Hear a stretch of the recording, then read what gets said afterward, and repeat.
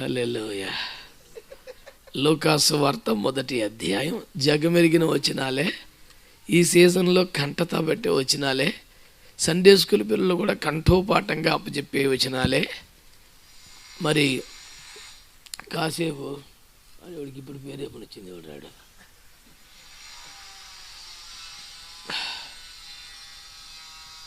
కనుక కాసేపు నాన్న వెళ్ళారులే, ఇద్దరు పిల్లలు వెళ్ళారులే, మీరు కూర్చోండి రండి. మీ సైనికులు బాగానే ఉన్నారు, దేవుని స్తోత్రం. హల్లెలూయా. ఒక అరగంట వదిలేయమంటారు చాలు, దాన్ని మించిన బేరం వస్తుందని వాగ్దానం చేసిరా దేవుడు. ఆమేన్ అంటాడు. హల్లెలూయా. All right, let us all turn to the Gospel of Luke chapter 1. And I want you people to read the 13th verse. Somebody can read it loudly for me. 13వ వచనాన్ని ఎలుగెత్తి చదువుతారా? వద్దు ఇక్కడ మైక్లో. జకర్యా, భయపడకుము, నీ ప్రార్థన వినబడినది. నీ భార్య అయిన ఎలీసబెతు నీకు కుమారుని కనును. దేవుడు ఈ వాక్యముల ద్వారా మనతో మాట్లాడునుగాక. ప్రియులారా, సుదీర్ఘమైనటువంటి సందేశమే నేను సిద్ధపడ్డాను. అయితే దాన్ని కట్ చేయకుండా, వదిలేయకుండా వేగంగా చెప్పే ప్రయత్నం చేస్తాను. ఎందుకంటే నాకున్న ఒక అలవాటు ఏంటంటే, పిల్లలకు పెట్టాలని తెచ్చిన క్యారేజీని నేను తినేసి వెళ్ళిపోవటం నాకు అలవాటు లేదు. తినకపోతే మీరు చావండి అని చెప్పి వెనక్కి ఎత్తుకెళ్ళిపోయే అలవాటు కూడా లేదు. ఎట్టకట్ట వాళ్ళకి తినిపించే ప్రయత్నం ఉన్నది. జపాన్లో ఒక మెషిన్ వచ్చిందట, రోబోట్ లాంటిది. కంపెనీస్లో లంచ్ టైం 1 అవర్ తీసుకుంటున్నారని దాన్ని అరగంట లోపు కుదించి ఆ రోబోట్, ఆ మెషినే కలిపేసి అన్నం ముద్దలు తినిపించేస్తాను, అమ్మ తినిపించినట్లుగా. ఇట్లాగే దాని ముందుకు పోయి చైర్లో కూర్చుంటే టపా టపా టపా తినిపించేస్తుంది, ముత్తుడు చేసి పోరాంటది అంతే. దానికి లెక్క ఉంటుంది, 10 ముద్దలు 15 ముద్దలు క్వాంటిటీ. నువ్వు 32 సార్లు నవ్వులుతాను, 32 పళ్ళు దేవుడు పెట్టింది అందుకే అని లెక్కలు చెప్తే ఆ మిషన్ ఒప్పుకోదు. దానికి ఎంత 20 సెకండ్స్ లెక్క ఏపండి, టపా టపా టపా టపా పెట్టేసి మూతుడు చేస్తుంది. నేను అంత గబగబా తిన్నాను, నేను మెల్లిగా తింటానంటే నీకు సగం ముద్దలు నేల మీద పడిపోతాయి. ఇంకా నవ్వులుతూ ఉంటే నీ కోట తగ్గిపోద్ది, సగం ఆకలి తేలిపోతావు. కనుక ఇప్పుడు మీరు ఆ మెషిన్ ముందు కూర్చున్నాం అనుకోండి, ఫటాఫట్ తినిపించేసి మూతుడిచి పంపించేస్తాను. దేవునికి స్తోత్రం కలుగునుగాక. హల్లెలూయా. ఆల్ రైట్, దేవుని బిడ్డలారా, దేవుని సేవకులారా, పరిచారకులారా, ఈ పూట నేను మీ దృష్టికి తీసుకొస్తున్న ధ్యానాంశం ఏమనగా,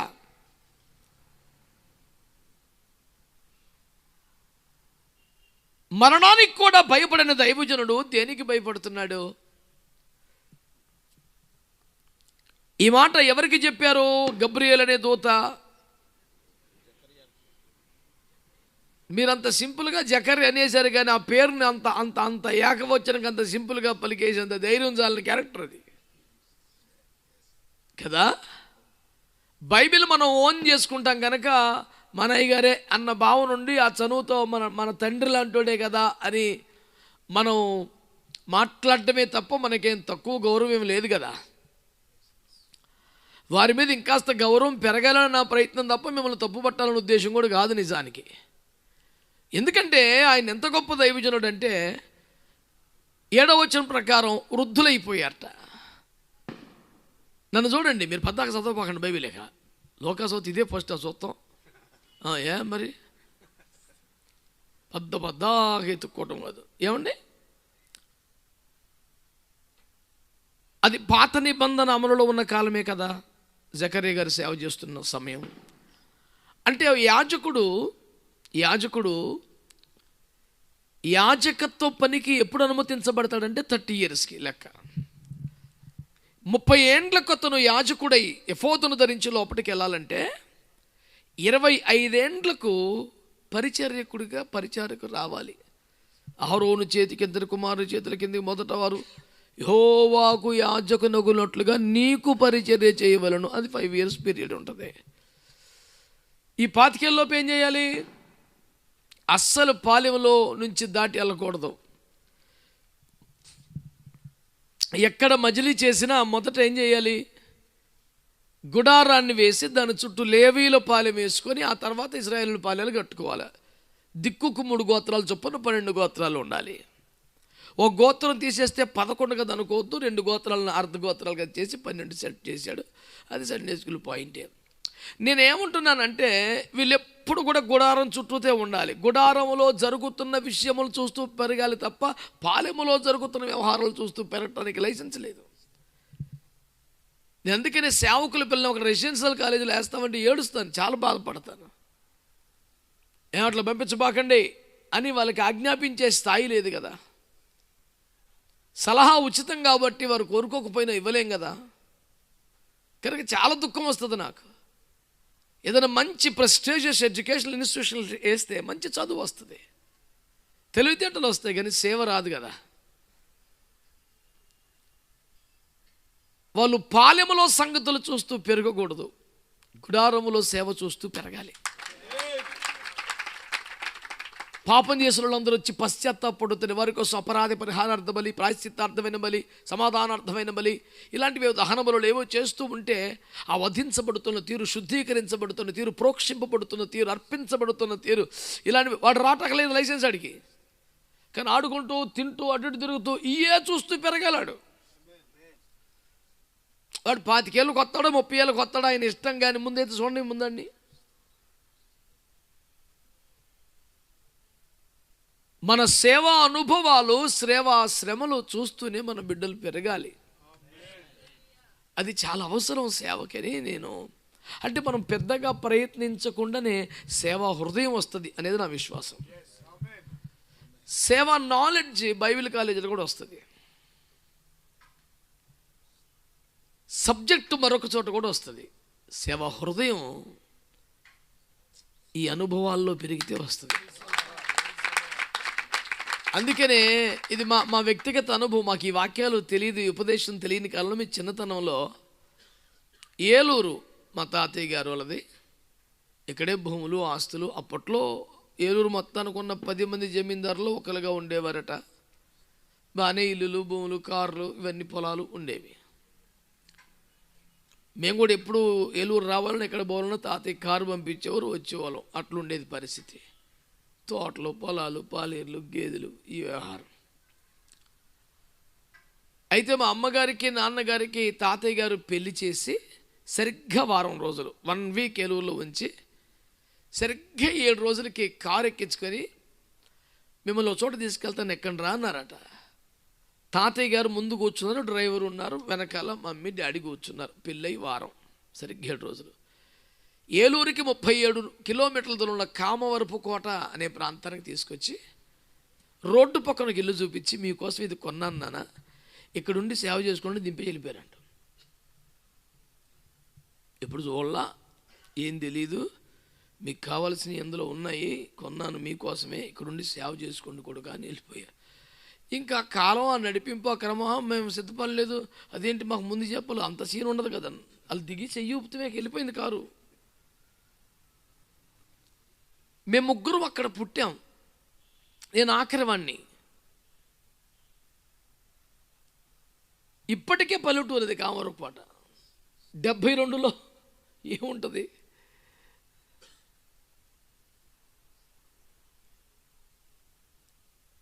ఏలూరులో సొంత ఇల్లులు ఉన్నాయి కనుక, మా వాటకు వచ్చిన పోర్షన్లు కూడా కొన్ని ఉన్నాయి కనుక, స్కూల్లో జాయిన్ చేసే వయసు వచ్చాక మా అమ్మగారు అన్నారట, మీ తరపు మా మమ్మీ తరపులు 10 మంది, డాడీ తరపులు 8 మంది, అందరి పిల్లలు ఇంగ్లీష్ మీడియం కాన్వెంట్లో చదువుతున్నారు.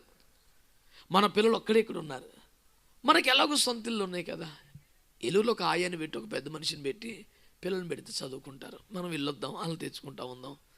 రేపొద్దున పిల్లలు పెద్ద ఇక అక్షరం ఒక ఇంగ్లీష్ రాని పరిస్థితుల్లో పిల్లలందరూ మాట్లాడుకుంటే మా అమ్మ నాన్న మమ్మల్ని సరిగ్గా చదివించలేదని ఏడుస్తారు. పిల్లలు అవమానం పడతారు. వాళ్ళకి దుఃఖం ఉండకూడదు. మనం ఎట్లయినా కష్టపడదాం, పిల్లలను చదివిద్దాం. దీనికోసం మనం ఇబ్బంది ఏముంది, ఏలూరులో ఇల్లులు ఉన్నాయి కదా అని అన్నారట. అంటే మా నాన్నగారు కాసేపు మౌనం పాటించి, సరే అమ్మా అలాగే చేయొచ్చు, అది అసాధ్యమేం కాదు, నిజంగానే ఇల్లులు ఉన్నాయి, పని మనుషులు ఉన్నారు, చెయ్యొచ్చు. ఏలూరులో చదివిస్తే బిడ్డలకి ఇంగ్లీష్ వస్తుంది, ఇక్కడ చదివిస్తే సేవ వస్తుంది, ఏం చేద్దామన్నారట. మా మమ్మీ ఖచ్చితంగా ఏలూరులోనే చదివించాలనే కృత నిశ్చయంతో బాగా ప్రార్థనాపూర్వకంగా కన్నీళ్లతో ఫుల్గా ప్రిపేర్ అయ్యి డాడీకి ఈ సబ్జెక్ట్ అంతా చెప్తే నాన్నగారు ఒక్క మాట, సరే మంచిదేనా మాటలు చేద్దాం, మనకేమీ అసాధ్యం కాదు. ఏలూరులో చదివితే పిల్లలకి ఇంగ్లీష్ వస్తుంది, ఇక్కడ చదివితే సేవ వస్తుంది, ఏం చేద్దాం అన్నారట. కేవలం ఒక్క నిమిషం మౌనంగా ఉండి నేను ఎందుకు ఈ కోణం ఆలోచించలేదు అన్నట్లుగా ఫీల్ అయ్యి, అయితే ఇక్కడే చదివిద్దాం, వాళ్ళకి సేవ రావాలి అనిందట. ఒకప్పటికి ఇంబిరికి ఇంగ్లీష్ రా, దేశ రక్తం ఏం చేయం, ఇంగ్లీష్ రాపోయింది, దేశ రక్తం ఏం చేయం. కానీ ముగ్గురం కూడా ప్రభు సేవలో ఉన్నాం. దేవునికి స్తోత్రం కలుగునగాక. అంటే ఇది వాక్యములో ఈ క్రమం ఉన్నదని మేము సేవకులం అయ్యాక తెలిసింది. కానీ మా తల్లిదండ్రులకి దేవుడు ఇలాంటి నడిపింపే ఇచ్చి పిల్లలను చదువు మాత్రమే వచ్చే పద్ధతిలో కాక ఏదో చదువు వస్తూ ఉండగా సేవ మాత్రం రావాలి అన్న ఆలోచనతో పెంచారు. వాక్యములోనూ కుటుంబములోనూ ఈ అనుభవాలు కలిగిన వాళ్ళంగా నేను మీ అందరికీ ధైర్యంగా చెప్పగలుగుతున్నాను. ఏమండి, మనము ఈ పద్ధతుల్లో మన బిడ్డల్ని కాపాడుకుందాం అనేది నా యొక్క మనవి. ఈ అభివృద్ధి చెందుతున్న రోజుల్లో విద్య ఒక పోటీగా మారిన పరిస్థితుల్లో సమాజముతో తోటి వారితో మన బిడ్డలు పోటీ పడాలి అనే ఒక మంచి ఆలోచనతో వారు సేవకు పనికిరాని హృదయాన్ని కలిగి ఉండే పని మాత్రం చేయొద్దని, ఇలాగైతేనే సేవకులు అవుతారు అనే కొత్త శాసనం నేనేమి చేయట్లేదు. ఇది కాస్త ఉపకరిస్తుంది అనేది మాత్రం కాదనలేని సత్యం. దీన్ని అంగీకరించగలిగితే మీ ఇష్టమని మనవి చేస్తున్నాను. ఇప్పుడు దాకా చేసిన చర్చలో జరిగింది ఏమిటంటే, ఇలాంటి అనుభవాల్లో జకర్యా పెంచబడ్డాడు కదా, ఒక 5 ఏండ్లు పరిచర్య చేస్తుంటాడు కదా, యాజకుడు అయిన 30 ఏండ్లకు కదా, ఇప్పుడు వృద్ధుడయ్యాడంటే కనీసం 70 వేసుకోవలసిందేగా. నేనేమంటున్నానంటే 40-50 సంవత్సరాలుగా సేవ చేస్తున్న దైవజనుడు నా వైపు చూస్తూ ఆన్సర్ చెప్పండి. శ్రమలకు భయపడతాడా? శోధనలకు భయపడతాడా? వ్యతిరేకతలకు భయపడతాడా? ఆర్థిక ఇబ్బందులకు భయపడతాడా? నువ్వు భయపడొద్దు అని ఒక మాట దైవజనుడికి ఎందుకు ఇవ్వబడింది? దైవజనుడి భయం ఏమిటి? 30-40 ఏళ్ళు సేవ చేసిన మంచి ఇల్లు కట్టుకోలేకపోయానని, హెల్త్ ఇన్సూరెన్స్ కూడా చేయించలేకపోయానని, 4 రాళ్ళు వెనకాల వేసుకోలేకపోయాను, ఇట్లాంటి భయాలు ఉండుంటాయా దైవజనుడైన జకర్యా గారికి? ఖచ్చితంగా నో అనేదే కదా మా ఆన్సర్. మీ తోటి సేవకునిగా సహదాసునిగా మీకు మనవి చేసుకుంటుంది నేను తెలుసా, ఒకవేళ నా ప్రార్థన అంగీకరించబడదేమో అనే ఒక భయం ప్రతి దైవజనుడికి ఉంటుంది. ఇంతకాలంగా సేవ చేస్తున్నాను, ఇంతమందికి బాప్తిస్మాలు ఇచ్చాను, ఇంతగా యాజకత్వంలో ఉన్నాను, నా ప్రార్థన, నా పరిచర్య, నా సేవ ఎంతోమందికి ఆశీర్వాదకరంగా ఉండింది, దేవుణ్ణి మహిమపరుస్తున్నాను. కానీ నా విషయంలో, నా కుటుంబం విషయంలో, నా బిడ్డల విషయంలో నా ప్రార్థన ఒకవేళ అంగీకరించబడదేమో కైంచిత్తం. ఆయన సేవకుని కానీ దాసుని కానీ చిత్తానికి అప్పగించుకోవలసిందే తప్ప ఎదురు తిరిగి మాట్లాడలేనుగా. దేవుడు కనికరిస్తే బాగుండని ఆశ ఉండదా? దేవుడు ఇస్తే బాగుండును అనే ఆశ ఉండదా? ఇస్తావా చస్తావా అనే ధైర్యం ఉంటుందా? అసలు ఆ మనసు ఉంటుందా?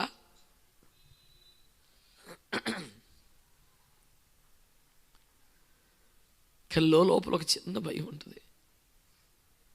సడన్గా దేవుని పిలుపు వస్తుందేమో, నేను కానీ నా భార్య కానీ ప్రభు దగ్గరికి వెళ్ళిపోతామేమో, మా జీవితాలు ముగించబడక ముందు ఒకవేళ నా ప్రార్థన జవాబు వస్తుందంటవా, ఇక నా పట్ల దేవుని చిత్తం ఇది అనుకొని సరిపెట్టుకోవటమేనా అనే ఒక భయం చాలామంది పరిశుద్ధులకు ఉంటుంది. చాలా విషయాల్లో అందరిది ఒకే పాయింట్ అయి ఉండకపోవచ్చు, ఒక్కొక్కరిది ఒక్కొక్క అంశం అయి ఉండొచ్చు. కొంతమంది ఆరోగ్యం, కొంతమంది పిల్లలు కలగటం, కొంతమందికి పిల్లలు కాపాడబడటం, కొంతమందికి పిల్లలు వాడబడటం, ఏమై ఉండొచ్చు. నేను ఒకసారి ధ్యానం చేస్తే చాలా అంశాలు ముందుకు వచ్చిన మీకు చెప్పలేను, కానీ ఆ మాట ఏమంటా, దావీదు కలిగిన భయములన్నిటిలోంచి ఆయన విడిపించను అనమాట. దావీదుకి ఏం భయాలు వచ్చి ఉంటాయి? అతని వస్తున్నాడనే సమాచారం వినబడితేనే సింహపు గుండె వంటి గుండె కలిగిన వారు కూడా దిగులు పడి చచ్చిపోతారు కదా. దావీదు వస్తున్నాడు అన్న మాటను పడితే సింహం గుండెకాయలో చచ్చిపోతాయి, ఆగిపోతాయి కదా. దావీదు కూడా భయాలు ఉన్నాయా? ఏమై ఉండొచ్చు. ఒక రాత్రి అంతా నాకు నిద్ర పట్ల ఆలోచిస్తూనే దావీదుకి ఏం భయం ఉంటుంది?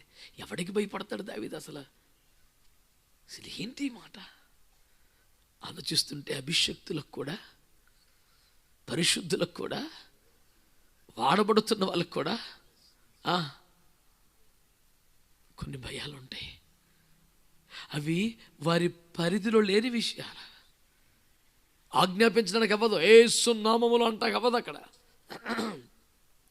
విరిగి నలిగి దీనుడై మోకాల మీద పడి నీ చిత్తమైతే, నీకు ఇష్టమైతే అనాల్సిందే. ఎంత గొప్ప దైవజనుడైనా లోపల ప్రవహిస్తాడు, ఇవ్వగలడు, కానీ ఆయన చిత్తం కదా అని ఒక మీమాంస ఉంటుంది.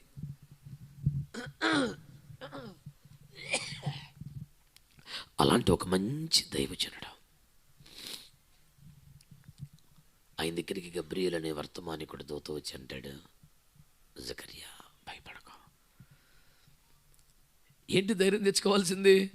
నీ ప్రార్థనలు వినబడ్డాయి. వావ్, హల్లెలూయా.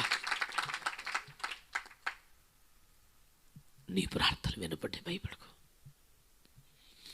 భయపడకు నాన్న, నీ ప్రార్థనలు వినపడ్డాయి. నా ప్రార్థన ఒకవేళ దేవుడు వినలేదేమో, ఈ అంశం ఆయన చిత్తం కాదేమో, ఈ విషయం ఆయన ఏర్పాట్లో లేదేమో. సరే, ఒకవేళ నేను ఇలాగే చనిపోతానేమో, ఒకవేళ నా భార్య ఇలాగే చనిపోద్దేమో, మేము కొంతకాలం ఒకవేళ బ్రతికుంటే, ఆరోగ్యంగా ఉంటే, ఎన్నో మేలులు చేస్తున్న దేవుడు ఇది కూడా ఇస్తే బాగుండు. కానీ ఆయన ఇష్టం బాబాయ్, మనం అడగకూడదు. ఒక మాట వేడుకోవటం తప్ప మనం పేచి పెట్టకూడదు. ఎంత సేవ చేసి దేవుని చిత్తంలో లేకపోయినా నేను మొండిగా బలవంతంగా ఏడ్చి సాధించడం ఏంటి? అటొద్దు, అటు చేయకూడదు. నేను ఏదో ఒక చిన్న భయం ఉండిపోతుంది. దేవుని సేవకునిగా మీ అందరి దృష్టికి నేను తీసుకొచ్చే మాట ఏంటంటే, ముఖ్యంగా దైవజనులు, పాస్టర్లు, భయపడద్దు, మీ ప్రార్థనలు వినపడ్డాయి.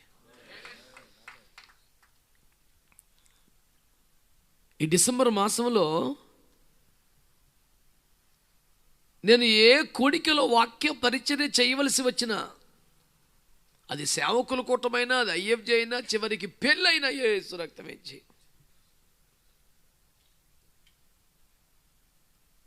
చివరికి భూస్థాపనకి వెళ్ళా, క్రిస్మస్ నేపథ్యంలో నుంచి ఆ వచనాలు, ఆ వ్యక్తులు, ఆ క్యారెక్టర్స్లో నుంచి ఏదైనా ఒక వచనం ఆధారంగా సేవలు చేయటం, పరిచయం చేయటం నాకు అలవాటు.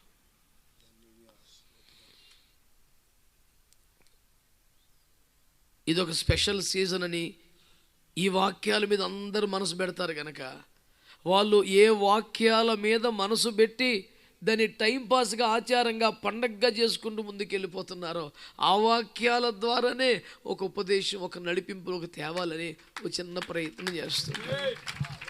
ప్రభు పాదాల దగ్గర అలా సిద్ధపడుతుంటాను. ప్రభువా, వాళ్ళందరూ ఈ కాంటెక్స్ట్లో ఉన్నారు, ఇందులో నుంచి ఏదైనా మాట్లాడు, ఈజీ కనెక్ట్ అయ్యిద్ది. By all means, we want to bring people more closer to the God Almighty. That's what. మనకి ఇంకేముంటుంది? ఏ విధము చేతనైనా మనకు అనుగ్రహించబడిన పరిచర్య ద్వారా ప్రజలను, సేవకులను ప్రభుకి ఇంకొంచెం దగ్గర చేయటం తప్ప ఇంకేం టార్గెట్ ఉంటుంది మనకు? అంతే కదా. ఈ ప్రయత్నములు, ఈ క్రమంలో ఈ మాటలు మీకు చెప్తున్నాను, మనసులో పెట్టుకోండి.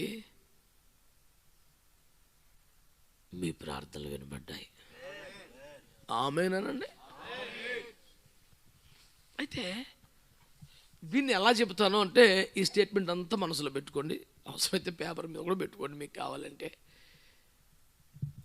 జకరియా ప్రార్థనకు జవాబు వచ్చిందా? ఇంకా రాలేదు కదా. గబ్రియేలు మాట్లాడుతున్న సమయానికి ఇంకా జవాబు రాలా, ఇంకే ఫలము కనపడలా.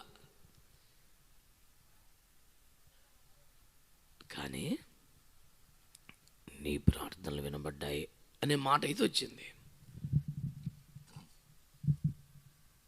నా పాయింట్ ఏంటంటే ఇంకా జవాబు రాని ప్రార్థనలు కూడా దేవుడు విన్నాడు. ఇంకా ఆన్సర్ రాలేదు కాబట్టి దేవుడు వినలేదా? హలో, ఇంకా జవాబు రాలేదు కాబట్టి ప్రార్థన దేవుని దగ్గరికి చేరలేదా?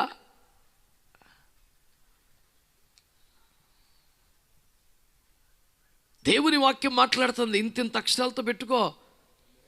ఏంటి తెలుసా మాట? ఇంకా జవాబు రాని నా ప్రార్థనలన్నీ దేవుడు విన్నాడు ఆల్రెడీ. దేవుని దగ్గర ఉన్నాయి, జవాబు రాబోతుంది. మీలో ఎవరైనా అడగండి, మీరు జవాబులు పొందుకున్న ప్రార్థనలు ఉంటాయి, ఇంకా జవాబు రాని ప్రార్థనలు కూడా ఉంటాయి కదా, ఎవరికైనా ఉంటాయి. అరే జకర్యాకు ఉన్నప్పుడు మన నిన్న కాక మనం బయలుదేరాం చెవకే, మనకెందుకు ఉండమండి? ఆయన ముందు మనమేంత అసలు?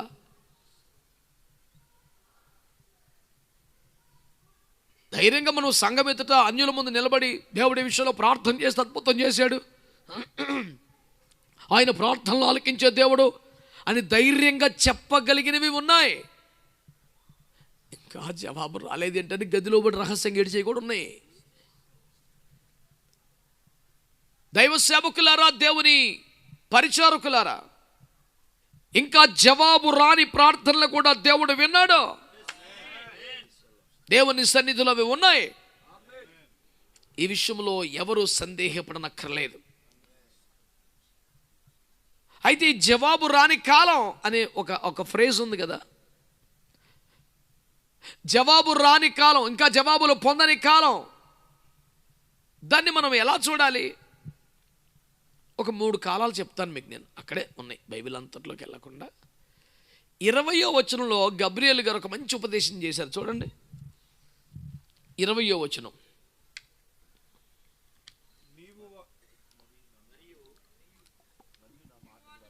మరియు నా మాటలు వాటి కాలమందు నెరవేరును. ఆగండి. నా మాటలు వాటి కాలమందు నెరవేరును. నీ కాలం, నా కాలం, ఆశించిన కాలం, కన్నీరు గార్చిన కాలం, ప్రార్థించిన కాలం, ఇలాంటి కాలాలు ఎన్నో మనకు ఉంటాయి. కానీ ప్రభువారు ఏమన్నారు? నా మాటలు వాటి కాలమందు. ఇప్పుడు చెప్పండి, నీకు కొడుకు పుడతాడు, నీకు ఒక దైవజనుడు వస్తాడు, ఇలాంటి మాటలు చెప్పారు కదా. ఈ మాటలు చెప్పిన కాలం వేరు, ఈ మాటలు నెరవేరే కాలం వేరు. మీరు ఇంత నిశ్శబ్దంగా ఉండటం వలన నా మాట మీకు చేరుతోందో లేదో అనే సందేహం కలుగుతుంది. నాకేమో తెలుగు తప్ప ఏమీ రాదు. కొద్ది గొప్ప 4 ఇంగ్లీష్ ముక్కలు వచ్చినాయి మొత్తం ఆడేస్తుంటాను. అప్పుడప్పుడు అయిపోయినాయి ఆల్రెడీ.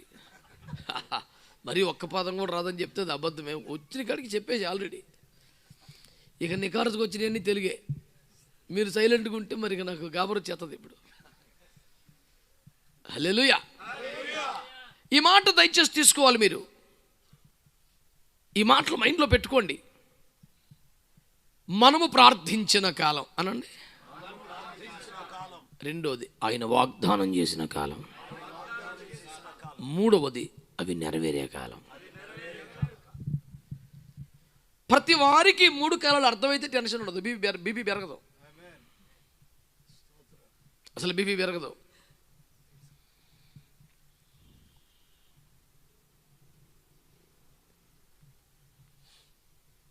ఎప్పుడయ్యా మాకు న్యాయం చేస్తావు?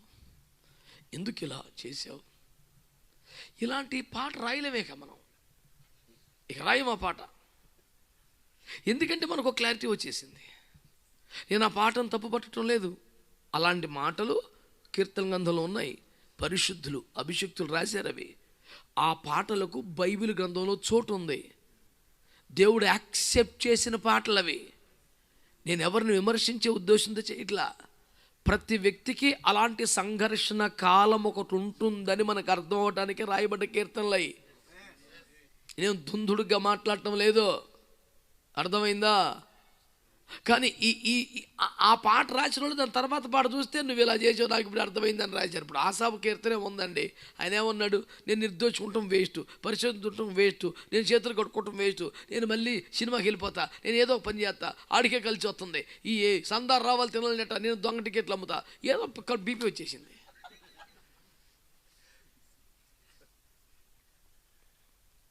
అది పాట. అది నేను చెప్పిన గొడవ అంతా ఏంటి? పాట. అదే పాటలు ఆఖరి చరణం ఏంటి? కానీ గుళ్ళోకి వచ్చాక నా మైండ్ మారిపోయింది ప్రభా, నువ్వు ఇప్పుడు నువ్వే కరెక్ట్ అనిపిస్తుంది, తప్ప. నేను చెప్పింది ఆ చరణం చెప్తున్నాను ఇప్పుడు, అంతే. ఆ చరణాలన్నీ రాసాము, ఇప్పుడు ఇక్కడికి వచ్చాము, ఇక్కడ ఏమి లేదు గొడవ అని చెప్తున్నాను, అంతే.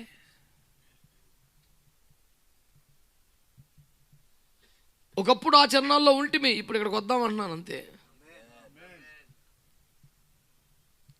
భక్తిహీనుల క్షేమంలో నేను చూడగా వాళ్ళు ఇంటి మీద గడ్డిలాగా ఉన్నారు, ఎండొచ్చేప్పటికి మాడిపోతున్నారు, తెల్లగడ్డ చూసి పచ్చకున్నారని బాధపడ్డాను నేను. ఎండెక్కకు చూస్తే లేరు, సాయంత్రం అసలు కనపడలేదు.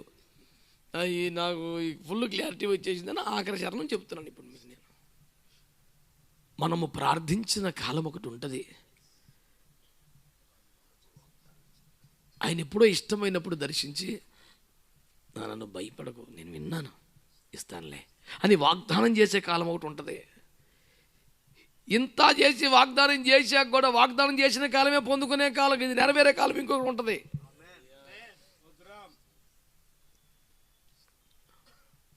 మనం భయపడుతూ ఉండిన కాలం ఏముంటుంది? భయపడుతూ ఉండిన కాలం, వాగ్దానమును పొందిన కాలం, నెరవేరే కాలం. ఎలిజబెత్ అమ్మ గారు ఇంకొక పదం వాడారు చూడండి, 25వ వచనం.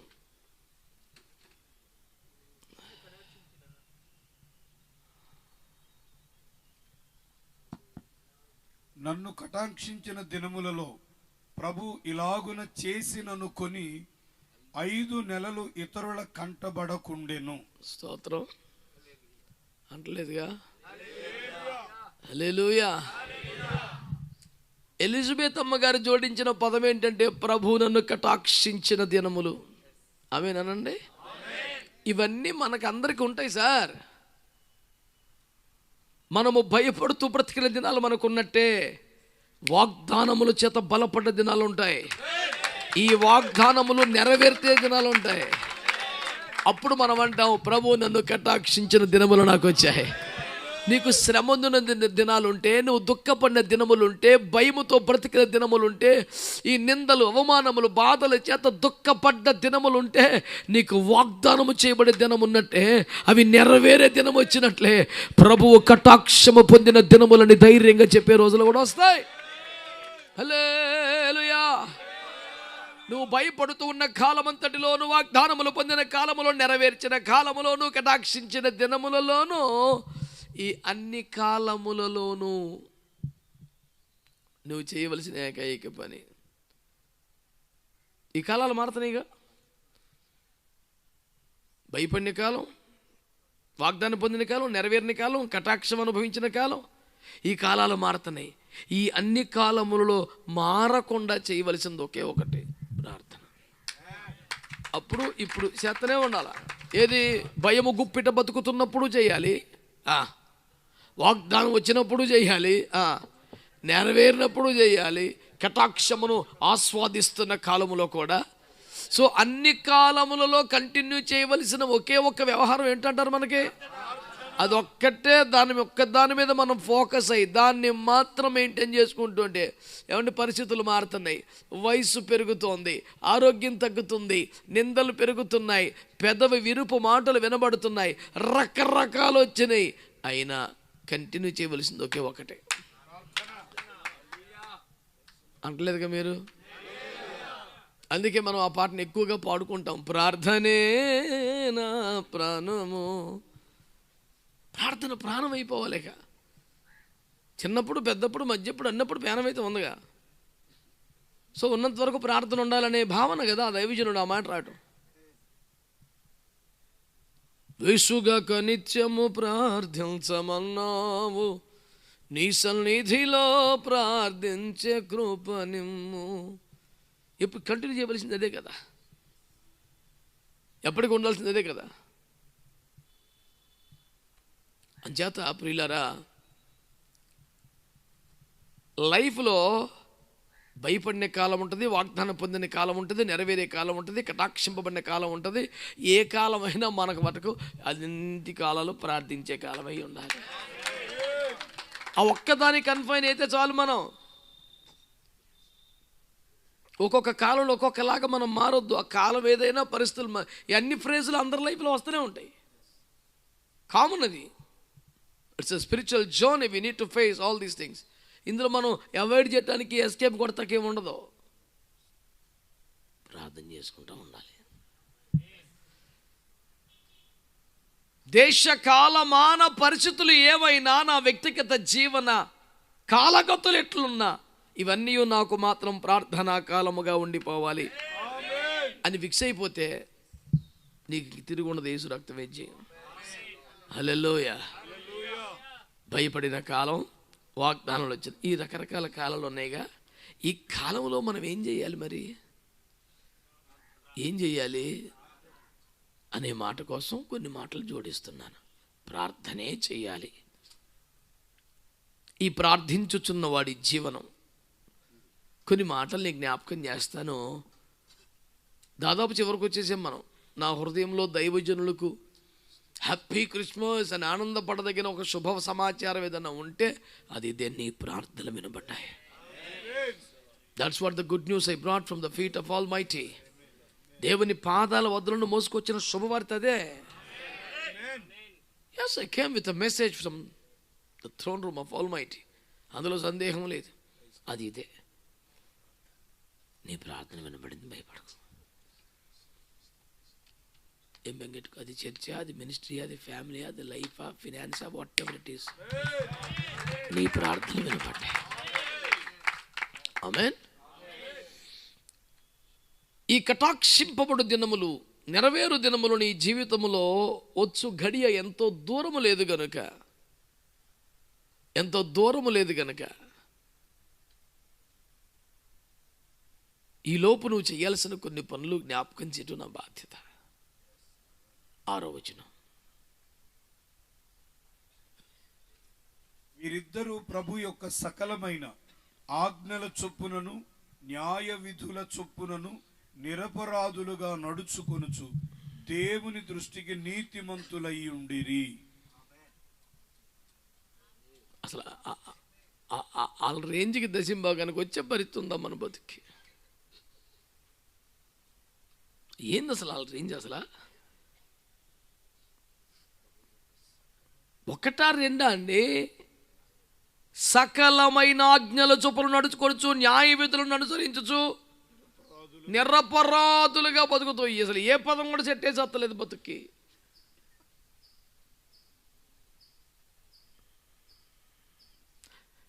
వారు సంతానాన్ని సంపాదించుకోలేదు, పుణ్యవంతులు అనే బిరుదుని సంపాదించుకోలేదు, ఆశీర్వదింపబడిన వారు అనే టైటిల్ సామాన్య జనం దగ్గర సంపాదించుకోలేదు.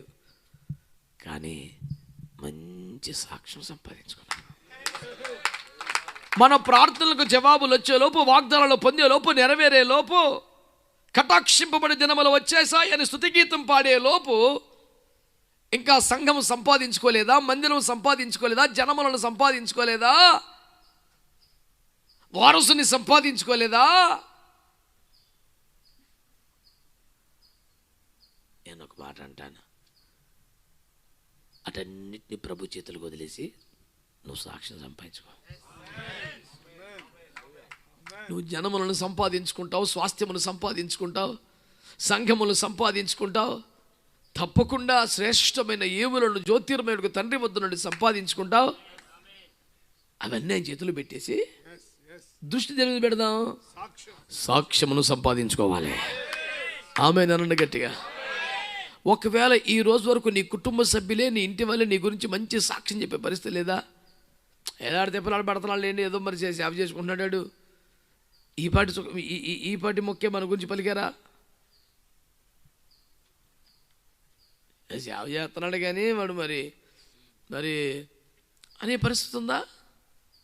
మనం ముందు పక్కన పెట్టి సాక్ష్యం సంపాదించుకుందాం ఫస్ట్. ఇంకా పిల్లల్ని సంపాదించుకోవాలి, ఇంకా బ్రాంచీలు సంపాదించుకోవాలి, ఇంకా ఆస్తులు ఏం సంపాదించుకోవాలా? ముందు అట్టాపి సాక్ష్యాన్ని సంపాదించుకుందాం. సాక్ష్యాన్ని సంపాదిద్దాం.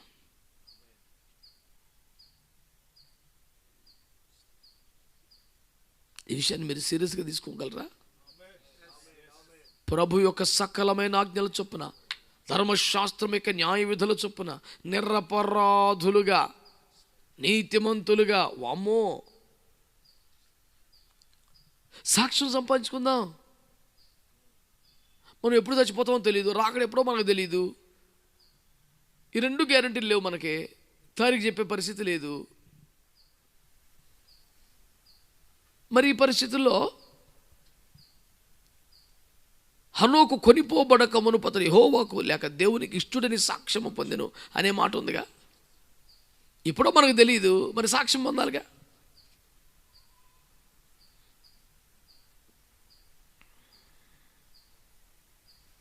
అంచేత ఏ రోజు వెళ్ళిపోతామో తెలియదు కాబట్టి కొనిపోబడక మునిపే సాక్ష్యం సంపాదించాలి కదా. అది నేడో రేపో తెలియదు కాబట్టి సాక్ష్యం ఈరోజే సంపాదించుకోవాలి కదా. కనుక ఆ కసి, ఆ టెన్షన్, ఆ తీర్మానం మనకి రావాలి. సరే, దేవుడు ఇచ్చినప్పుడు ఇస్తాడు కానీ, దేవుడు చేసినప్పుడు చేస్తాడు కానీ, ఈరోజు నేను సాక్ష్యం సంపాదించుకోవాలి అనే ప్రయత్నంలో మనం ఉండాలి.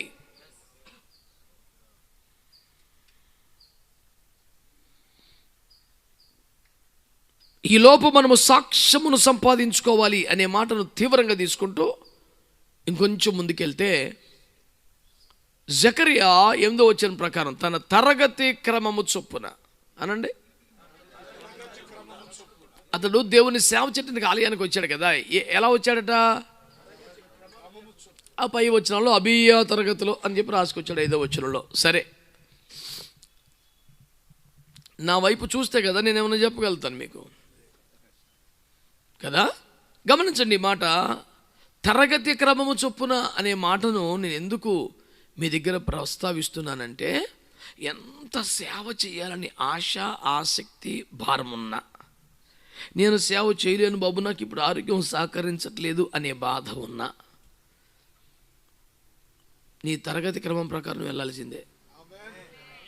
అంటే డ్యూటీకి రోస్టర్ తయారు చేసినట్టే కదా అప్పుడు యాజకుల క్రమం అంతా కూడా. ఇప్పుడు యాజకత్వంలో ఎవరు చేయాలి? లేవీలు చేయాలి. లేవీలు ఎంతమంది? కహాతీయులు, గెర్షోనులు, మెరారి ముగ్గురు ఉన్నారు. ఈ ముగ్గురికి ఒకే పని చెప్పాడా? లేదు. కహాతీయులు మాత్రం మందసం లాంటి అతి పరిశుద్ధ ఉపకరణాలు చూడాలి, మిగతా ఉపకరణాలు ఇంకొకరు చూడాలి. ఈ కర్ర, టెంట్, ఈ వ్యవహారం అంతా ఈ 3 గోత్రాలు వర్క్ షేర్ చేసుకున్నారు. దేవుడే డివైడ్ చేసి ఇచ్చాడు. ఇప్పుడు ఈ యాజకత్వ క్రమాలు, బలి అర్పణ చేయటం ఎవరు ఏ యాజకులకైతే కేటాయించబడిందో వాడు యాజకుడు ఒకటే కాదుగా. లేవి గోత్రంలో కొన్ని వేల మంది ఉన్నారుగా. ఈ వేల మందిలో కొన్ని వందల మంది పరిచర్య సంపూర్తి చేసుకుని అభిషేకించబడ్డ, ప్రతిష్ఠించబడ్డ యాజకులు అయ్యారుగా. ఇంతమంది ఒకవేళ 500 మంది ఉన్నారు, 500 మంది కూడా ఒకసారి సేవ చేయరుగా. ఒకటి పాపం చేసినప్పుడు వచ్చి నా తరపున పాశ్చాత్యం చేయమని ఒక గొర్రె పిల్లని పట్టుకొచ్చాడు, పౌరం పట్టుకొచ్చి 500 మంది సేవకులు కలిసి పెగ్గొస్తారా పౌరానికి కదా. రెండో కోణం, ఈ 500 మంది కూడా బలిపీఠ మీద అగ్ని ఆరకూడదు, దీపం ఆరకూడదు, రొట్టెలు ఉదయం వస్తే సమరించాలి. కంటిన్యూగా ఒకడే డ్యూటీ చేస్తే చేయగలరా? సాయంకాలం మొదలుకు ఉదయం వరకు తైలం తీయాలి కాదు. ఇంకా 1 గంటన్నరకు వస్తున్నారని నాకేం అర్థమవుతుందా? కాదు, ఎప్పుడు వచ్చినా పర్లేదని చెప్పావేంటి ఆయన ఆహ్వానించిన అందరికీ?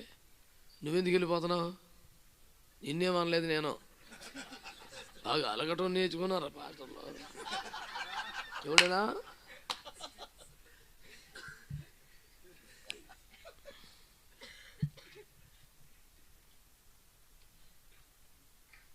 రోషపడితే ఏలియా, అలిగితే ఆహాబు, మీ ఇష్టం. నువ్వు ఏలియావా అహావా, దేవునికి స్తోత్రం కలుగును. మీ ఇష్టం, సర్వ హక్కులు మీకు ఇచ్చేసా. ప్రియులారా, ఈ ఒక్క మాట తీసుకునే ప్రయత్నం చేద్దాం. అంటే నాకు చెయ్యాలని ఆసక్తి ఉన్నా నా తరగతి క్రమం డ్యూటీ వస్తే తప్ప వెళ్ళటలేదు. ఒకవేళ ఆ రోస్టర్ ప్రకారం నా పేరు వచ్చినా నాకు కొంచెం తలనొప్పిగా ఉంది, నాకు ఎందుకో మూడ్ ఆఫ్గా ఉంది, పిచ్చేసాలు కుదరవు.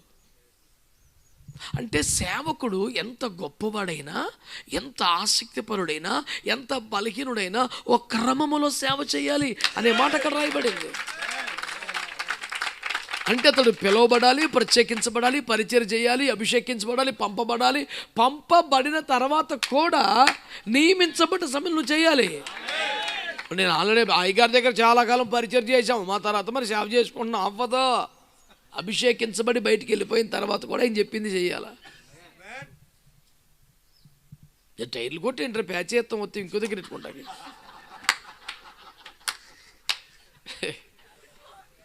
అవునా కాదు చెప్పండి.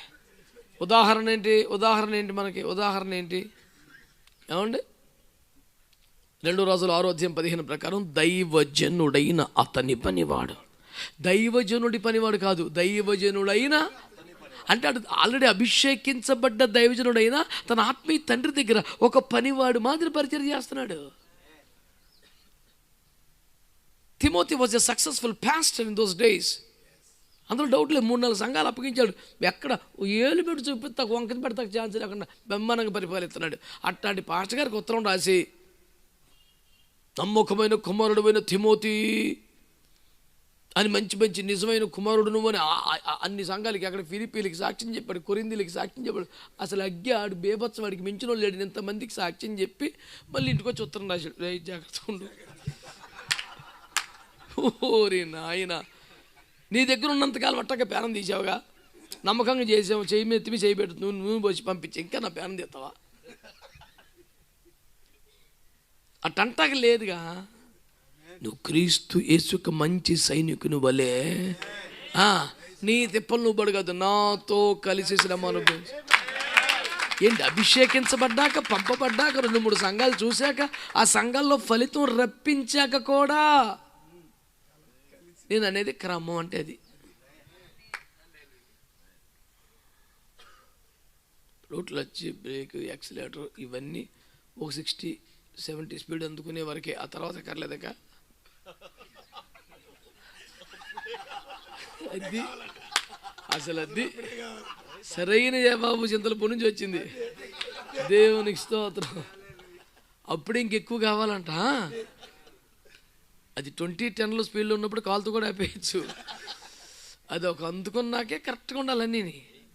నీ సేవ గాడికి ఎక్కిందా, పర్లేదా, వాక్యం చెప్పగలుగుతున్నావా, 4 ఆత్మల్ని కన్నావా, బాప్తిస్మలు తెచ్చావా, ఇంకెక్కువ వాళ్ళ దగ్గర పెట్టుకొని పని చేయాలా. ఈ పదం వాడితే మన్నించండి అయ్యగారులు. యాజక క్రమం అంటే నేను అనేది ఏంటి? పిలువబడే దగ్గర నుంచి, పరిచయ దగ్గర నుంచి, అభిషేకించబడే దగ్గర నుంచి, పంపబడే దగ్గర నుంచి, పంపబడిన తర్వాత కూడా నమ్మకత్వం దాకా మనకొక క్రమం ఉంది.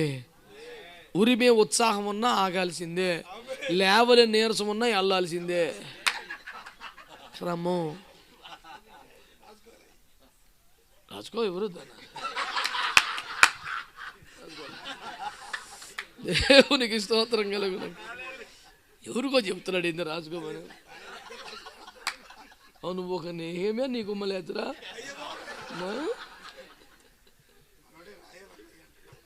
రాజుకో, రాచుకో, గుండెల్లో దాచుకో. దేవునికి స్తోత్రం కలుగునుగా. ఎవరంటే సీరియస్ చూడబోకండి, మా ఊళ్ళే. మేమంతా కూడా శరీరమును, ఏం భాష అది? ఆదికాండం ప్రకారం ఎముకనంటిన మాంసమునంటిన సహోదరులు, ఒకే రక్తం, ఒకే ఆత్మ, ఆ బాపత. కాబట్టి అట్ట ఏం అరమరకలు లేకుండా మాటలు, అలాగని చెడ్డ మాటలు, పిచ్చి మాటలు, పనికిమాల మాటలు, పోకిరి మాటలు, సరస్వక్తులు, పాపిష్టి మాటలు, సన్నాసి రకం 2-3 అర్థాలు వచ్చే పాపిష్టి మాటలు మాకు రావు. నువ్వు ఎంతైనా చూసుకో. ఎప్పుడు సంతోషంగా, హ్యాపీగా, నవ్వుతూ కనబడుతుంటావు. ఒక్క తేడా మాట కనపడితే నువ్వు చిచ్చి అన్న ముఖం మీద చిచ్చే సవాల్ ఇది. మన సిస్టమ్ ఏంటంటే ప్రార్థనలో ఏడవ పోత ఒప్పుకొని ప్రార్థనకి ఎడితే ఒప్పుకొని రూల్ మనకు అది. అది పొడి మాటలు చేస్తే ఇక అసలు మన బ్యాచ్లో లెక్కేనండి. రామగుండం బైబిల్ స్కూల్కి వెళ్ళినప్పుడల్లా ఉంటానుగా. ఇప్పుడంటే మా పిల్లగాళ్ళు బొడుమని తయారైపోయారని ఎక్కువ రోజులు ఉండలేదు, కానీ ప్రారంభంలో నెలంతా ఉండమని ఎవరు అయ్యారు నన్ను. ఆదివారం వెళ్ళిపోయి మళ్ళీ వచ్చేసేవాడిని గోడ కుట్టిన బంతిలాగా. క్లాసు మొదలెట్టగానే డైలాగ్ ఏంటి తెలిసే, ఫస్ట్ అందరు చెప్పాలి అమ్మా ఓ అర్రాక అన్నట్టు అందరు చెప్పాలి. ఏంటంటే భారము లేని ప్రార్థన, ప్రత్యక్షత లేని ప్రసంగం, పిలుపు లేని సేవ నాకొద్దు ప్రభువా అని చెప్పాలి అందరూ. చెప్పండి అనగానే భారం లేని ప్రార్థన అని సండే స్కూల్ పిల్లలలాగా ఇవన్నీ చెప్తే అప్పుడు క్లాస్ స్టార్ట్ చేస్తాం. రూల్ అది.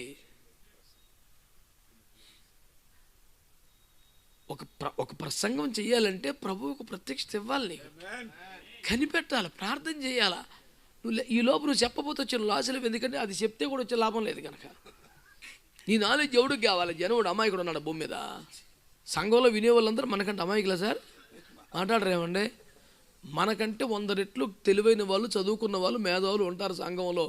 వచ్చి ఎరగబొడి చరిచేస్తే ఎవరికేమవదో. ప్రభువు ఏదన్నా ప్రత్యక్షిస్తే ప్రజల్లో ఆశీర్వాదం ఉంటుంది. మరి దేవుడు నాకు ఏం మాట్లాడేది వారం అంటే, నువ్వు కూడా మాట్లాడు బాకు, నోర్మూసి కూర్చో. ఎవరో ఒకరు మాట్లాడతారు, ప్రార్థన చేస్తారు, సాక్ష్యం చెప్తారు, ఆరాధన ముగిస్తారు. ప్రత్యక్షత లేకుండా మాట్లాడితే వచ్చిందేమీ ఉండదు. కాబట్టి ప్రత్యక్షత లేదు నోరు మూసుకుంటూ కూడా వచ్చిన లాస్ కూడా ఉండదు. నేను ఇప్పటికీ పాటిస్తా. నా దగ్గర దేవుడు నాకు ఏం మాట ఇవ్వకపోతే ఎవరో ఒకరు చెప్పను, దజ్జా కూర్చొని ఎవరో ఒకరికి అప్పగించి, నాకు అదేమో లాస్, ఆ పరువు తక్కువ పనే. ఏం దేవుడు నాకు మీకు చెప్పడానికి ఏ మాట ఇవ్వలేదు, నువ్వు చెప్పు. ఎవరికి కూడా ఏమి ఇవ్వలేదో సరే ప్రార్థన చేసి వెళ్ళిపోదాంపా. ఇవాళ అసలు అబ్బో సావరాన ఏం లేదు. వాళ్ళు ఎవరో చెలరైపోతున్నారు. రే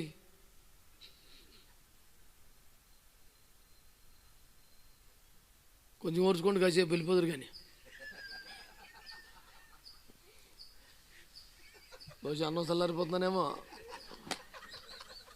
అసలే శీతాకాలం ఎంత వదులుతలేదు పిల్లడు. మీ వైపు చూశాను కాబట్టి అన్నగారికి క్షమించండి.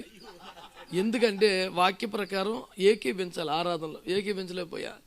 నువ్వు అష్టమ స్థుతిలో పెడితే ఏడదొచ్చేది మేము. ఈ దండం నాయనో. ఒక పక్కన ఏకీపించాలని మనసు కోరుకుంటుంది, ట్రై చేస్తుంటే అది ఎప్పుడో దాటేసింది. మా ప్యానం 1:30-2.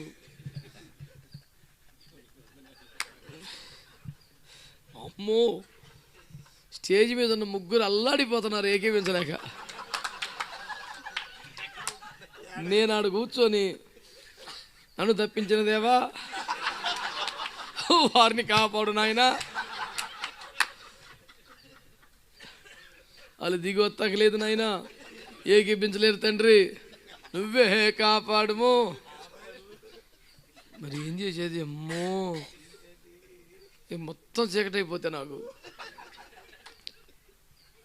దేవుడు నీకు ఇచ్చిన అద్భుతమైన కృప తండ్రి. అసలా వామ్మో, ప్రతిసారి ఇప్పుడు ఎన్ని సంవత్సరాల పాటు చూస్తున్నావు, అయినా మొదలెట్టగానే అబ్బో ఎక్కువైనట్టుంది కొంచెం, అందుకోగలరంటావా అని ఇప్పటికీ డౌటే, పాపిస్ట్ డౌట్ మండిపోను. ఇప్పుడు ఇన్నేళ్ళ మటు చూస్తున్నాగా అన్న లాగేస్తాడు అనిపిస్తుంది. అబ్బో ఇవాళ కొంచెం అబ్బో ఎట్టా అనుకున్న లోపల ఇల్లు వచ్చేస్తున్నాడు ఈజీగా.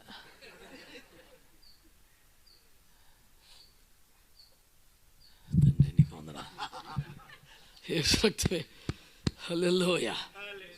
కొన్ని పాటలు ఉంటాయి కానీ కొన్ని ప్రధాన గాయకునికి అని రాసి ఉంటాయి, అని ట్రై చేయకూడదు మనం. అవి హల్లే పాడాలా ఉండదు బైబిల్లో, ఇది ప్రధాన గాయకునికి అని. నేను కూడా ఏకీపించాలని చెప్పేసి యెహోషువ కమలాకర్ గారు రాస్తా, ఆయన ఏయో పాడుతుంటాడు. హైదరాబాద్లో ఉంటారే, అప్పుడు కూడా ప్రధాన గాయకుడు అనే వాక్యం చదువుకొని అటు కూర్చొని ఉంటాను. ఇక లేదా అగ్గా మా గన్నేసి అంటే నేను అడిగి వచ్చేదమ్ము. మంది ఎంతవరకు ఏంటి జాగ్రత్తగా బృందగానం మధ్యలో కలిసిపోయి ఏమోని స్తోత్రం ఏం చూడా వరకు ఓకే. ఇదేంటి ఇది అమ్మో అలా చూసాకమా ఏనట ఆయనకే. ఇది ప్రధాన గాయకుడిది, అందరిది కాదు. నన్ను కాపాడుతున్న దేవా, దేవునికి స్తోత్రం. ఒక క్రమం ఉండాలి సేవలో. చిన్నోళ్ళైనా పెద్దోళ్ళైనా అందరికీ ఇదే క్రమం, యాజక క్రమం అనండి. రెండో మాట చెప్తున్నాను, యాజక క్రమము చొప్పున ఆయన ఏం చేస్తున్నాడంటే యాజక ధర్మము జరిగించ.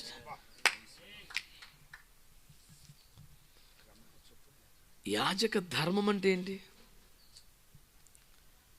ఒక్కొక్క మాట ఒక్కొక్క గంట 2 గంటలు మనం ధ్యానించాల్సినంత విషయం ఉన్నదే కదండి. ఒక తలంపు మీకు ఇస్తే మీరు ధ్యానం చేస్తారని ఆశ, అంతకనేం కాదు. ధర్మము అనేది దేనికి సంబంధించిందంటే బాధ్యతలకు సంబంధించి. మన ధర్మం కదండి మరి వ్యక్తి క్యాకేసినోడుగా నా ధర్మం అది అంటాం కదా. ధర్మము అనేది బాధ్యతకు సంబంధించిన వ్యవహారం. యాజక ధర్మము అంటే మీరు ఆలోచించండి, ఒక యాజకుని ధర్మం ఏంటి, ఒక యాజకుని బాధ్యత ఏంటి? నేను మాట్లాడేది యాజకుని హక్కు గురించి కాదు. కుడి జబ్బ యాజకుని దగ్గర అది వాని హక్కు. ఈ హక్కులు ఏలరా, పద్దాక హక్కులు. ఈ పూటకి ధర్మం అంటే ఒక యాజకుడిగా సేవకురాలిగా నీ బాధ్యత ఏంటి తల్లి? ఇది నా ధర్మం, ఇది నా బాధ్యత అని నువ్వు ఫీల్ అవుతుంది ఏంటి చెప్పు.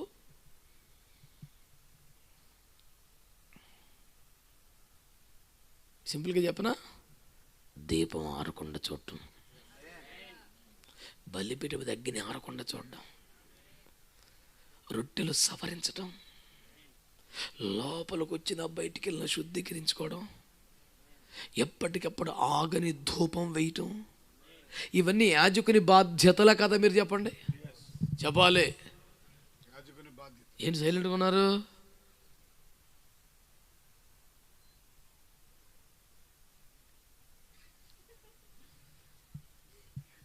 ఏంటన్నా అయ్యలారా అమ్మలారా,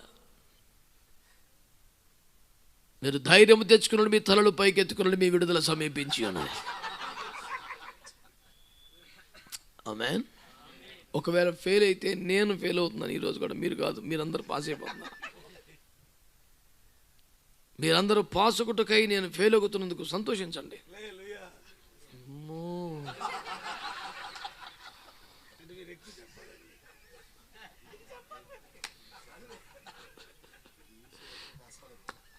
దేవునికి స్తోత్రం, హల్లెలూయా.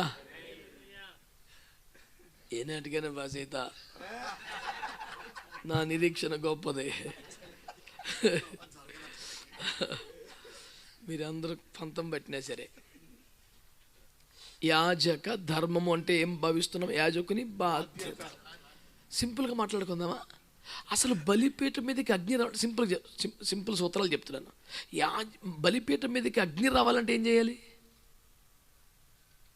ఒక పశువు వధించబడాలి. బలిపీఠం ఎంత మంచిదైనా, ఎంత పవిత్రంగా మెయింటైన్ చేసినా, చెదురుపైన రాళ్ళని తెచ్చి పర్ఫెక్ట్గా కట్టినా, అక్కడ పశువు వధించబడకపోతే అగ్ని రాదు కదా. అంటే అగ్ని రావాలంటే సరైన సమర్పణ ఉండాలి. వధించబడటం అంటే ఏంటి? నీ సంఘం అనే బలిపీఠం మీద దేవుని అగ్ని భగభగ మండాలంటే సేవకుడిగా నీ దగ్గర సరైన సమర్పణ ఉండాలి. నీవు పరిపూర్ణమైన, యోగ్యమైన, అంగీకార యోగ్యమైన సమర్పణలోకి రాకపోతే అగ్గి వచ్చే ఛాన్సే లేదు. దైవజనుడా, పాస్టమ్మా, నీ దగ్గర సరైన సమర్పణ లేకపోతే అసలు అగ్గి వచ్చే ఛాన్స్ లేదు. అగ్గి రాకపోతే నేను ఎప్పుడు ఆ మాట చెప్తాను, అగ్ని సిగ్గుపడిపోయారు. అది వాళ్ళకి సంబంధించి మనం పాడతాం, కానీ మన సేవలో కూడా అగ్ని రాకపోతే మనం కూడా సిగ్గుపట్టమే కదా. అది వాళ్ళ ఉద్దేశం, అప్పుడు జరిగింది అది. కాబట్టి దైవజనుడు ఆ పాట రాశారు, మనం పాడుకుంటున్నాం. ఒకవేళ ఏలియా ప్రార్థన చేసినప్పుడు కూడా రాకపోతే ఏలియా కూడా సిగ్గుపట్టమే కదా. మనం తీసుకోవద్దా మాట? మనం పాట పాడితే, ప్రార్థన చేస్తే, ప్రసంగం చేస్తే దేవుని అగ్ని దిగి రాకపోతే సిగ్గుపడిపోవటమే. ఏదో రకంగా మేనేజ్ చేసి ప్రసంగంలోకి సరిపెట్టేసి జనాల్ని మాయ చేసి పంపించేస్తాం కాదు. సిగ్గుపడాలి, బాధపడాలి. అసలు ఆ పరిస్థితి రాకుండా ముందే సిద్ధపడాలి. సరైన సమర్పణ ఉంటే అగ్ని వస్తుంది అనుకున్నాం కదా. మరి అగ్ని వచ్చిన తర్వాత అది ఆరిపోయే మూమెంట్ వస్తే మళ్ళీ అగ్ని వస్తుంటుందా? పద్దాక రాదు అగ్ని. ఆ అగ్ని చల్లారిపోయి ఆరిపోతుందని మూమెంట్ చూస్తే గబగబా యాజకుడు 4 కట్టెలు తీసుకెళ్ళేయాలి. అగ్ని ఆరకుండా చూసుకోవాలి. ఇది యాజకుడి బాధ్యత కాదా? అంటే నువ్వు ఎక్కువగా స్తోత్రాలు చెప్పించి ఒక్కొక్క విశ్వాస కోసం, ఒక్కొక్క అంశం కోసం చేతులెత్తి స్తోత్రాలు చెల్లిస్తే ప్రతి స్తోత్రం ఒక బలి అర్పణగా మారి బలిపీఠ మీద అగ్ని ఆరకుండా చూసుకుంటుంది కదా. ఇవన్నీ మన బాధ్యతలు కదా. అలాగే దీపం మారకుండా ఒక్కొక్క దాని గురించి మాట్లాడక మన టైం సరిపోదు. అలాగే దోపు వేదిక, అలాగే రొట్టెలు సవరించడం. ఈ మాట చెప్పిన సంఘస్థులకి, సేవకులకి రొట్టెలు సవరించాలి. రొట్టెలు అంటే విశ్వాసులే, సవరించాలి. అంటే ఒకనాటి కింది రొట్టె ఖచ్చితంగా ఒకరోజు పై రొట్టె అవ్వాలి. అది అందరికీ ఈజీగా ఉంటుంది, వాళ్ళకి కూడా ఈజీగా ఉంటుంది.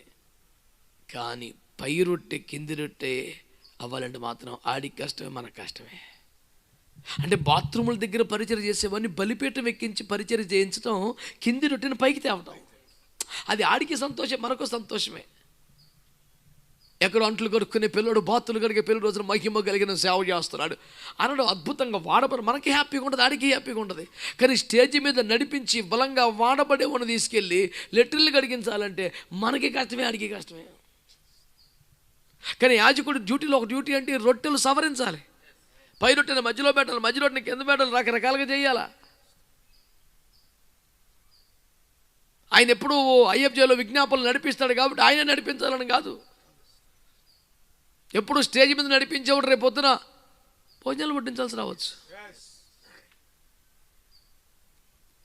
అందరికీ వాటర్ బాటిల్స్ ఇవ్వాల్సి రావచ్చు. కొన్నిసార్లు మీది వారం అవుతాం, కొన్నిసార్లు కింది వారం అవుతాం, కొన్నిసార్లు మధ్య వారం అవుతాం. ఆడికిడికి మధ్యలో మనకు సంబంధాల దగ్గర ఇరుక్కుంటాం. మనం వెళ్ళి అసలు తిట్టుకున్నదాడు, కొట్టినోడు ఈడు, మధ్యలో మనం శాండ్విచ్ నలిగిపోతుంటాం. ఓపిక పట్టాలి. మీరు తావడం నాకు సంబంధం లేదు, పనికి మళ్ళీ పని అనలేము, అనకూడదు. ఏం చెప్తున్నాను? రొట్టెలు సంఘస్థులు వాళ్ళిద్దరు కొట్టు చేస్తారు, మన మధ్యలో లేకపోతే ఇద్దరు దేవునికి దూరం అవుతారు. అసలు మనకు సంబంధం లేదు, వాళ్ళు కొట్టు తెచ్చారు, అయినా మన మధ్యలోకి వెళ్ళి అట్లా కాదు నాన్న, అది కాదులే, పోన్లే, మనకు క్షమించరా, పోనీ సగించరా, సావాల మధ్యలో పడి అసలు నేనేం తప్పు చేశాను ప్రభా, నేను ఈడికి సారి చెప్పు ఏంటి, నేను ఆడికి సారి నేను మధ్యలో అట్టవేంటే తప్పు ఆడి చేస్తే తప్పదు. తప్పు ఆడిదైనా మనకు తప్పదు, మధ్యలో వాడికి ఉండాల్సి వస్తుంది. ఒక్కోసారి ఉండాలి.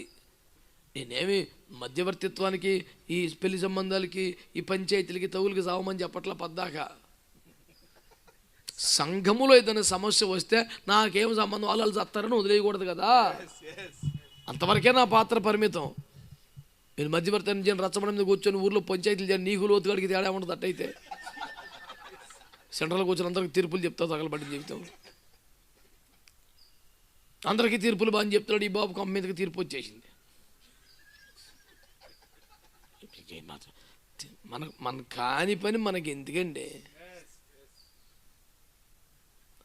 అబ్రహాం గారి దగ్గర నుంచి వచ్చేసినంత మాత్రం మాకు లాస్ ఏమీ లేదు. దేవుడు మనకు బహుగా హెచ్చించాడు.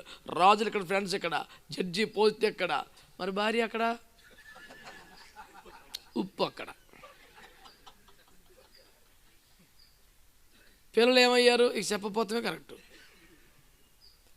పోనీ సొదొమ గొమొర్రాలో కూడా నీతిమంతుడిగానే సాక్ష్యం పొందాడుగా. ఎవరో నీ కొడుకు పెట్టుకోవచ్చుగా లోతు పేరు, ఎవడు పెట్టడే? లోతు మినిస్ట్రీస్ అని పెట్టు.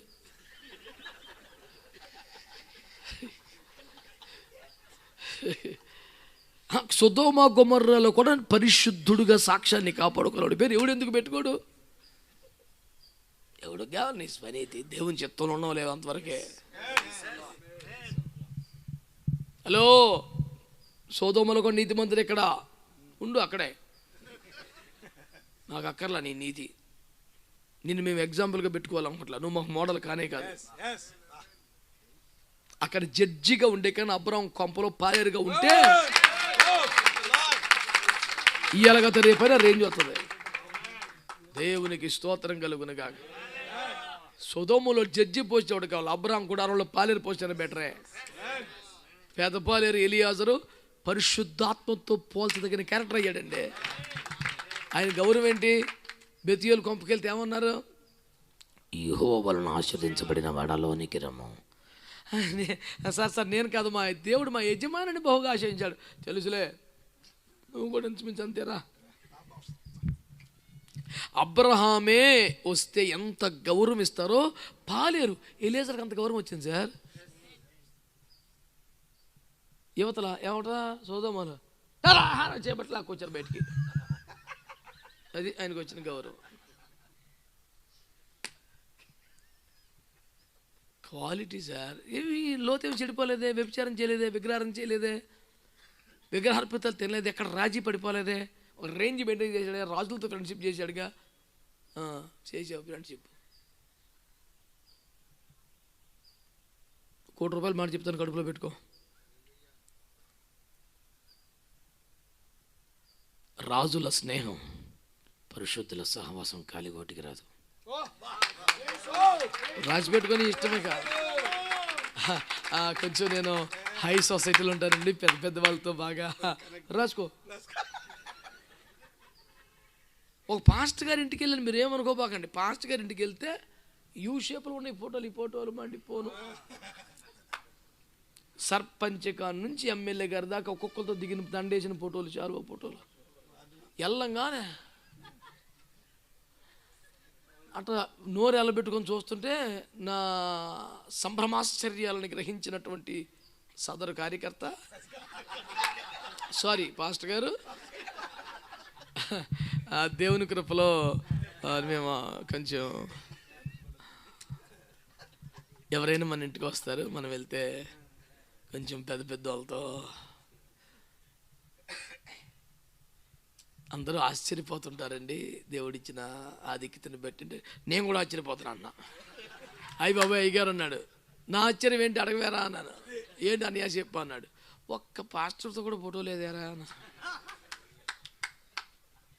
ఈ తెలివి శాంతకెల్లా పనికి మళ్ళీ తెలివి, దేశం యొక్క ఉన్నత స్థలం అని చెప్పేసి మొత్తం వార్డు మెంబర్ కానించి పెద్ద ఫోటోలు వేసుకున్నావు కదా, ఒక అభిషక్తుడితో నీకు ఫోటో లేదే, ఒక పరిశుద్ధత నీకు ఫోటో లేదే, ఒక ప్రార్థనా పరుని ఎత్తిమి చేసిన బొమ్మ ఎదురా నీకు.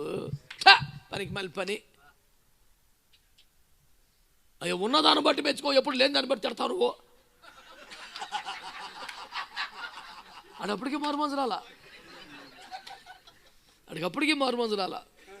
నేను అన్నాను, మరి ఎంతటి పని మనల్ని ఎందుకు పిలిచావు, ఇంకెప్పుడు పిలవబాకి వెళ్ళిపోతాను. అటు అనగానే నువ్వు కూర్చోవాలి, నేను కూర్చోను. నువ్వు గద్దింపును స్వీకరించాలి, దిద్దుబాటు నీకు అసహ్యమైంది. నీ కొంపలో నాకేం పని, నువ్వు నాకేం లాస్ చేయలేదే, నా డబ్బు సొమ్ము ఎగ్గొట్టలేదే, నాకేం తప్పు చేయలేదే, నా వస్తువులు లాక్కోలేదే, మరి నేను కోప్పడే పని ఏముంది, నీకు నష్టం వస్తుందని కదా.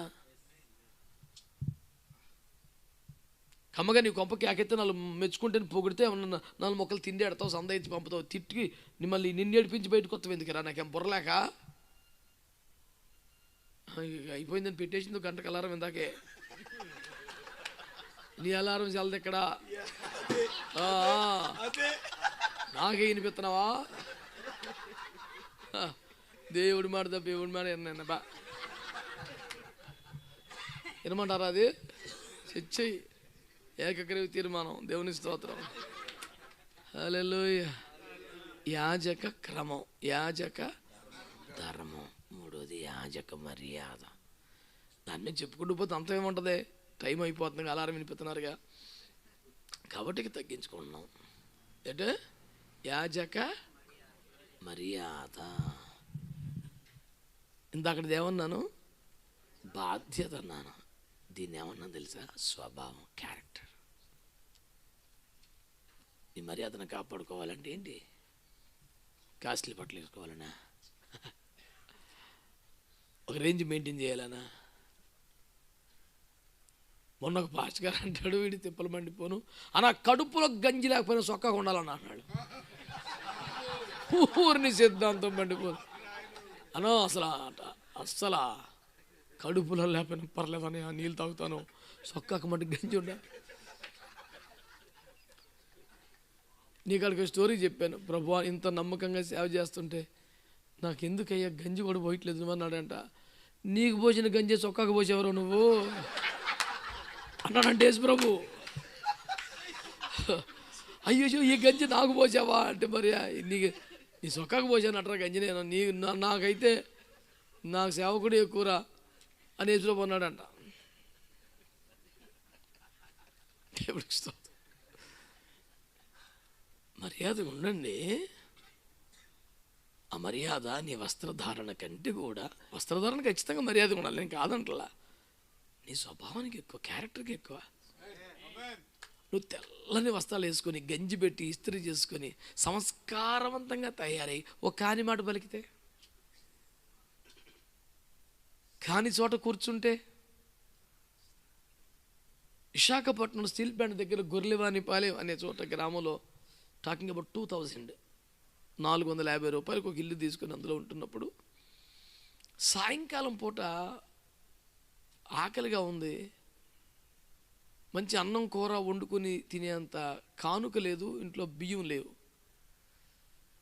ఒక 5 రూపాయలు ఉన్నాయి, సర్లే పకోడీ కొనుక్కుంది తిందాం, దీనికి కూరగాయలు కొని బియ్యం కొని ఇన్నొస్తాయి 5 రూపాయలకి, పకోడీ అయితే వచ్చుద్ది తినేద్దాం ఈ పూటకి అని దేశపాత్రునిపాలెంలో మనకు 1 కిలోమీటర్న్నర 2 కిలోమీటర్లు ఒక పకోడీ బండి ఉంటే బండి దగ్గరికి ఆపి ఒక 5 రూపీస్ ఇచ్చిన ఆయన పకోడీ కట్టంటే కట్టాడు. నా బండి ముందే నేను నా స్కూటర్ స్టాండ్ వేసుకొని బండి మీద కూర్చొని తిన్న, ఆకలి చేస్తుంది.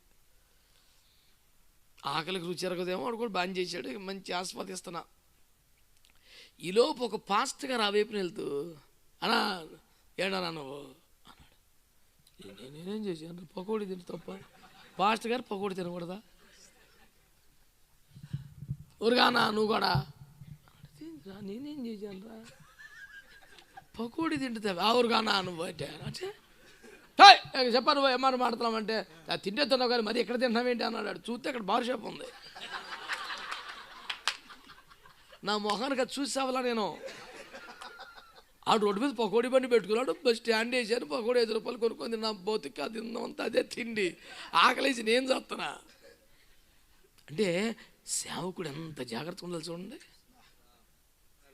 నువ్వు సేవకుడు పోయింది ఇక్కడ ఉన్నావు, చచ్చా అన్నాడు ఒక మనిషి అండి, సగం చచ్చిపోయిన ఆకలి చచ్చాపోయింది, అవతల భారించి పకోడీ బండి వేసుకొని అసలు మళ్ళీ 60-70 స్పీడ్లో కొట్టుకొచ్చి గదిలో పడిపోయి తప్పైపోయింది. ప్రభు ఈ పాచుకొని ఒకటే చూశాడా, సంగతులందరూ చూశారా నాయన, నా పరువైపోతే దేశ రక్తం వేచేయు, ఎన్ని సంవత్సరాల క్యారెక్టర్ కాపాడుకొచ్చాను తండ్రి, నన్ను లోపలికి వెళ్ళి తాగొచ్చి బయట తిన్నాడు అనుకుంటారు కదా నాయన.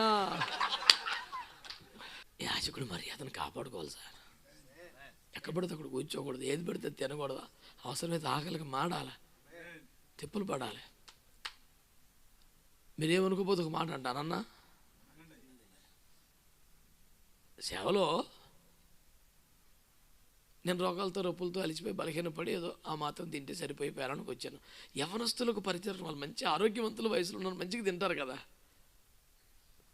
యవనస్తులు బలవంతులు తింటారు కదా, వాళ్ళకి దండం పెట్టుకొని గడ్డం పట్టుకొని బతిమని చెప్తాను, ఒరే మీటింగ్ ఎక్కువ తినబాకండి, అవసరమైతే ఆకలి తెర ఇంటికి వచ్చాక మళ్ళీ 2 గ్లాసులు ఉడకబెట్టి తప్ప అష్టమతో నిజంగా చెప్తాను పిల్లలకి, ఏదో అంటే తిన్నట్టు చేసి వచ్చేయండి రా, బాగా ఎక్కువ తినబాకండి రా. అంటే చిన్నపిల్లలు కదా, చిన్న వయసు వాళ్ళకి అంత ఆలోచన ఉండదు. మంచి రుచిగా ఏదో బిర్యానీ పెడితే, చికెన్ వేస్తే, మటన్ వేస్తే తప్పేముంది. పరిచారకులు, దేవుని సేవకులు, కుటుంబాలని, ఉద్యోగాల్ని, ఆస్తుల్ని, సుఖాలు వదులుకొని సేవకు వచ్చిన వాళ్ళు 2 మెతుకులు తింటాక యోగ్యులు కాదా వాళ్ళు? ఖచ్చితంగా యోగ్యులు. కానీ చూసే వాళ్ళంతా అదంతా ఆలోచిస్తారా? పాస్టర్ గారు కూడా వచ్చారు బాబు, తెగ తినేతను ఒకడు వడ్డించినోడే చెప్తాడు, ఎందుకంటే ఆడికే తెలిసి ఎంత తిన్నాడో. అయ్యి బాబురే ఎంత కూరేషన్ తినేతన్నాడు, చెప్పరా? చెప్తారు, మీరు చెప్పండి. నా బిడ్డలను బతిమాలుతాను, అరే ఇంటికి వచ్చాక మళ్ళీ నేను ఏదో ఒకటి పెడతాను లేరా. వాళ్ళు తింటుంటే నాకు ఎట్లుంటుంది ప్రాణం, కొన్ని సాక్ష్యం కోల్పోతారేమో పిల్లలు. వాళ్ళు ఇంట్లో ఆఫీసర్ల పిల్లలు, స్టీల్ ప్లాంట్ అంటే కిలోమీటర్ దూరం, 1,00,000 రూపాయలు 1,50,000 రూపాయలు జీతాల పిల్లలు వాళ్ళ సేవకు వచ్చి, వాడికి ఒక బెడ్, వాడికి ఒక రూమ్, వాడికి ఏసీ ఇన్నుంటే ఇక్కడ వచ్చి కింద పడుకున్నాడు. ఆడు త్యాగం ఎవరు చూస్తాడు? 9 పడుకొని 4 లేచే ప్రశాంతంగా ఉండేవాడు ఇప్పుడు 1 గంట దాకా నాతో పాటు తిరుగుతాడు. ఎవడు చూస్తాడండి? ఎప్పుడు నూతికాడికి వెళ్ళి బకెట్ నీళ్ళు తేనోడు. ఇంత 250 శాక్స్లు ఫోటోలు భుజాన్ని వేసుకొని మోస్తున్నాడు. ఎవడు చూస్తాడు? వాడు అన్నం తినేదే చూస్తారు. సేవకులు అన్నం కానీ బాబాయ్ తెగ తినేస్తున్నారండి బాబు. నలుగురు మన పిల్లలే కుర్రోలు కూర్చొని ఏదో కష్టంగా చెప్పుకొని నవ్వుకుంటా ఉన్నారు అనుకోండి. వాళ్ళు పాస్ గారు కూడా వచ్చా ఎప్పుడు ఏకైకలు పక్కలే వాళ్ళు మంచిగా ఆనందంగా నవ్వకూడదు. అసలు వాళ్ళు చంపుకోవాలి నాన్న, మనం తప్పుదో.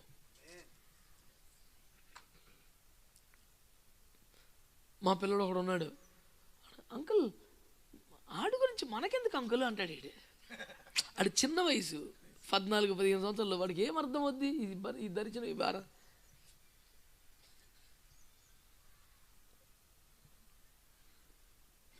నేను అన్నాను, అరే నువ్వు ఇస్త్రీ ఎందుకు చేసుకున్నావు అన్న. బాగుంటుంది కదా అంకుల్ అన్నాడు. ఇస్త్రీ లేని చొక్కా వేసుకుంటే నీకు ఇబ్బందిగా గుచ్చుకున్నట్టుగా మెంటల్గా ఉండిద్దా అన్నాను. లేదు, ఇస్త్రీ వేసుకుంటే కంఫర్ట్ పెరుగుద్దా. మరి ఎందుకు వేసుకుంటావు? చూసే వాళ్ళకి బాగుంటుంది కదా, అది బతుకు. ఇస్త్రీ చేసుకున్నా ఇస్త్రీ చేసుకొని మన కంఫర్ట్కి ఏం తేడా రాదు. చూసేవాడు కోసం మర్యాదగా సంస్కారవంతంగా ఇక అనేసం ఎలా ఒడ్డెక్కేసాడు, అలా పడుకుని ఒడ్డెక్కి సిద్ధపడి రావాలి కదా ప్రార్థనకి అంటారు కదా. ఆడి కోసమే కదా.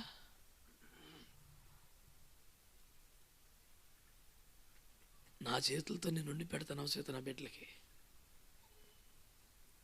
ఎవడైనా సిక్కైతే నా చేతులతో కలిపి ముద్దలు తినిపించిన రోజులు ఉన్నాయి నా సేవకు వచ్చిన పిల్లలకి.